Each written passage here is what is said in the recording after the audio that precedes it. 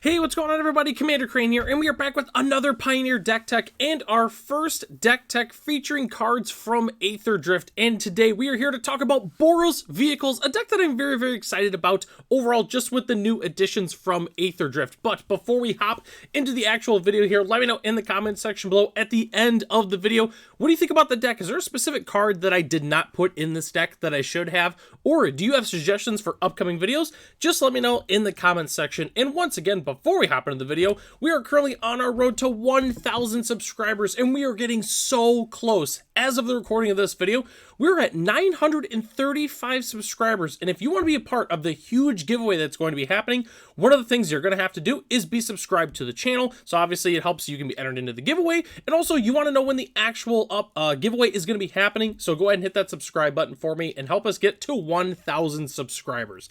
So let's go and hop into the actual deck here. So I figured, Aether Drift vehicle racing theme set, it makes sense to start with the vehicles deck, but these two cards I think are really strong, especially in this deck. Koladin Triumph Caster, this card is nuts. A 2/3 for 2. Mounts and vehicles you control have haste. Whenever a mount enters, it becomes settled until end of turn. Spoiler alert, we're not playing any actual mounts in this deck, but whenever a vehicle you control enters, it becomes an artifact creature until end of turn, which is just so strong. Any vehicle that we play after this just comes in with haste and attacking, which is really cool. And then Chandra Spark Hunter is just nice too because it's able to crew any of our vehicles just automatically, which, spoiler alert, we're playing a couple of vehicles here, which are a little bit harder to actually crew and make creatures, but it's nice because we're playing these type of cards that help us auto crew vehicles. So it's just really fun. Let's go and hop into the rest of the deck here, obviously. So we're playing 16 vehicles in this deck. We're playing a couple of new ones as well as a couple of old ones. So we're playing 4 copies of Consulate Dreadnought. This is the card that I'm most excited with. With Koladin, this is Magical Christmas Land. If we go turn 2 Koladin, we can go turn 3 triple Consulate Dreadnought and just swing because it's haste, and then obviously they're artifact creatures when they enter, which is just kind of insane, but it's really good in this deck because even if we don't do anything like that, we obviously have Chandra to automatically make it a creature, but we also have some creatures that can actually crew this vehicle. Crew 6, we have some creatures that are really good at crewing. So overall, I really do love the Consulate Dreadnought in this deck. I think it's secretly one of the best cards. We're also playing 4 copies of Voyager Glidecar, just a really nice 1-drop. Obviously, it's got like the Warden of the Inner Sky text on it a little bit, putting a 1/1 counter on it. I really do love this card. But the other vehicles that we're playing in this deck, we're playing 4 copies of Smuggler's Copter. I mean, Smuggler's Copter is Smuggler's Copter. Why wouldn't we play it? And then we're also playing 4 copies of Peace Walker Colossus. I love it in this deck just because, again, depending on our draw, it's just a 6/6 for 3 mana with haste a lot of the time. But then it's also nice because it has the nice activated ability there of being able to make another creature or another vehicle an artifact creature until end of turn, which is just really cool. Also, our main 1-drop that we're playing can also crew the Peace Walker Colossus all by itself. So overall, those are the vehicles that we're actually playing in the deck. But let's go and take a look at the rest of the spells that we're playing. It's mostly just creatures as well as a few removal spells for the deck. So our 1-drops that we're playing is Hotshot Mechanic and Toolcraft Exemplar. Hotshot Mechanic is fantastic because not only is it just a 2/1 for 1, but it can crew vehicles as though its power were 2 greater. So it basically has crew 4 essentially, which crews almost everything in the entire deck. We're also playing 4 copies of Toolcraft Exemplar. This card is just really good. Being able to get +2/+1 at the beginning of combat if we control an artifact is just nice, and then obviously it can gain first strike. So overall, I really do like Toolcraft Exemplar. I'm also playing 3 copies of Ingenious Smith in this deck. I really love this. Being able to dig for a vehicle in our deck is nice, and then obviously every vehicle that we play after that just gets an additional counter. So overall, definitely huge fan of the Ingenious Smith in this deck. And then our main removal spell, we're playing Boros, so obviously we're just going to play Get Lost. Get Lost is just really good in this deck. There is some situations where maybe we do Get Lost ourselves just so we can maybe, grow the Ingenious Smith, but that's never actually realistically going to happen, but it is something that, you just keep an eye out for. But anyways, that's the entire main board except for the lands here, which our land base is relatively simple. We are playing 22 lands. There is 1 spicy land that we're playing, and we're going to talk about that in just a moment, but we are playing 4 copies of Inspiring Vantage, 4 Sacred Foundry, and 2 Battlefield Forge as our main dual lands.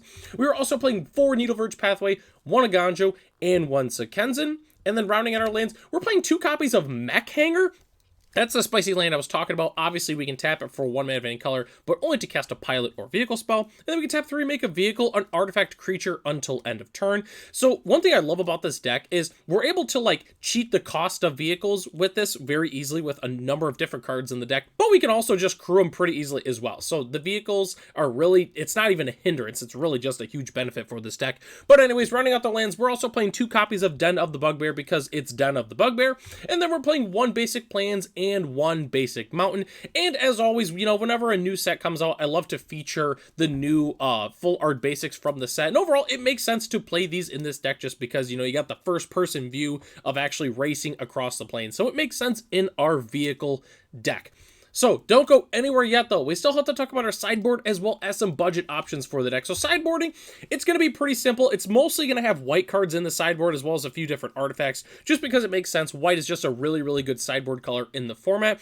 But as before I hop into the actual sideboard here, just a little bit of a disclaimer. If you feel like changing up the sideboard a little bit, feel free to. It's kind of based off of the local metagame, as well as what I kind of run to in paper, because I do play a lot of paper Magic. But let's go and hop into it here. So 3 copies of Portable Hole. It's just a fantastic card. I mean, it's just, it gets rid of all the cheap threats in the metagame. What's not to like about Portable Hole? We're also playing 2 copies of Deafening Silence. Fantastic card against any Spellslinger deck. We're also playing 1 Grafdigger's Cage. It's just fantastic, obviously, against like a bunch of different graveyard decks in the format, simply put. We're also playing 4 copies of Rest in Peace. Also good against graveyard decks. It's actually the best card. I do like playing 1 Cage, though, because it is good against the Collected Company decks, as well as other decks that maybe try to cheat things into play from their library.